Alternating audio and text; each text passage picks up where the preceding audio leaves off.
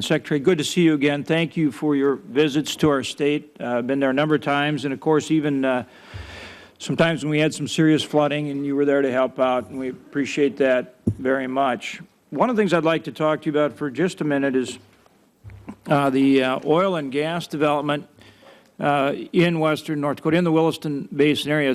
This affects you directly through BLM lands that you have. It also affects you directly through the BIA because of the reservations we have, and there's significant oil and gas development on the reservations, which is tremendous benefit to the tribes as well as to our state, and creates not only more energy but employment opportunities and revenue to the tribe. One of the things that we're working on right now, though, involves USGS, which is under your purview. The Bakken Formation was originally identified as having about 2 billion barrels of oil recoverable under the USGS survey that was done. And so I've been talking to Brenda Pierce about coming back and having the USGS do an updated survey with the North Dakota Geological Survey. We do it together with you jointly. And I know that, resources are tight and that there are many demands on USGS to do analyses around the country. But we have a unique situation in that we're looking both at the Bakken Formation and the Three Forks Formation. The last study done, as I say, identified 2 billion plus recoverable barrels, far more of that oil in place. But some of the companies that are in there now producing a tremendous amount of oil, and we'll produce in excess of 120 million barrels of oil this year, which is a significant benefit, obviously, to our country, feel that there's significantly more recoverable reserves there. And so USGS coming back and working with the state of North Dakota to do an updated study would help bring resource development to that area, not just oil companies, because we have them in there, but some of the infrastructure development, some of the housing development, restaurants, all those kinds of things, not only off reservation, but on reservation, bring that private investment if people and companies understand that there's a significant level of recoverable reserves there. So I think it represents a great opportunity and should be a real priority for USGS. Brenda Pierce has been very good to work with. But again, this is a resource issue, but it has tremendous revenue potential for the tribes, for our state, for the federal government, because these oil companies and the revenues they generate. So I would ask, one, I guess, if you're aware of it, two, if you'd be willing to look into it and really lend your weight and your support to this effort. I think it's a real opportunity.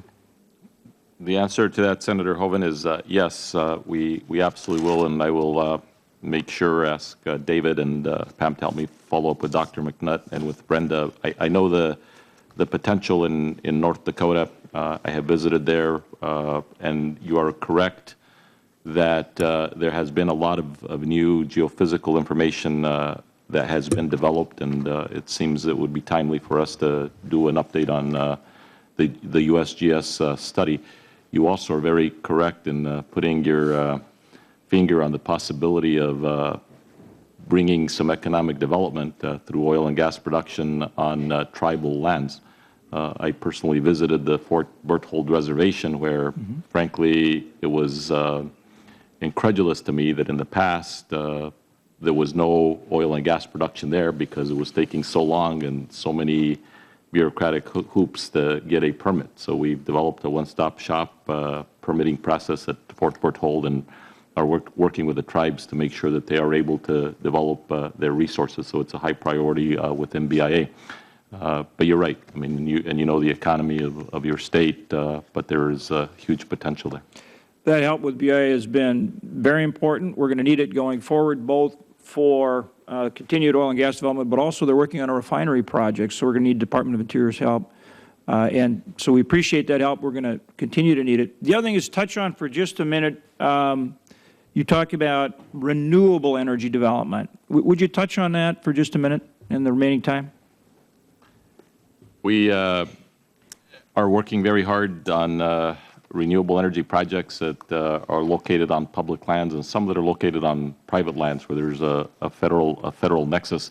much of the activity has been focused in California because of Governor Schwarzenegger's leadership there and because of their legal structure and the potential of solar in the deserts of California and Nevada and Arizona. But we believe that there is strong potential in many other states on renewable energy. So as part of the conversation with the Western governors just this last weekend, we spoke about how we could expand those efforts beyond where the focus has been. And I believe specifically that with North Dakota, when you look at the key issue that we have with renewable energy in North Dakota, we have the best wind in North Dakota, but we have the construction of transmission.